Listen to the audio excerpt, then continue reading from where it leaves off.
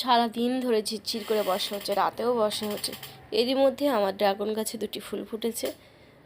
ফুল দুটি তো পরাগ মিলন করাতে হবে, তাই রাত 10টার সময় চলে এলাম ছাদে। ছাদে এসে এই যে বসে পড়েছি আমি কার্নিশের ওপরে। এই যে পরাগটা ঝেড়ে নিচ্ছি, নিয়ে ওর নাভির মধ্যে ঢুকিয়ে দেবো আস্তে আস্তে তুলি দিয়ে। কত আস্তে, যদি ভেঙে যায়। আর এমন জায়গায় একটা ফুল হয়েছে যেখানে আমাকে হামাগুড়ি দিয়ে ঢুকতে হয়েছে।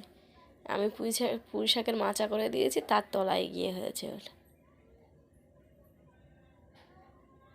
আর ড্রাগন ফুল তো রাতেই ফোটে, সেহেতু রাত জেগেই তো কাজটা করতে হবে। যদিও রাত 10টার মধ্যে ওরা কমপ্লিট হয়ে যায় ফোটা। আমার এই ছোট্ট ভিডিওটি কেমন লাগলো কমেন্ট করে জানিও। টাটা।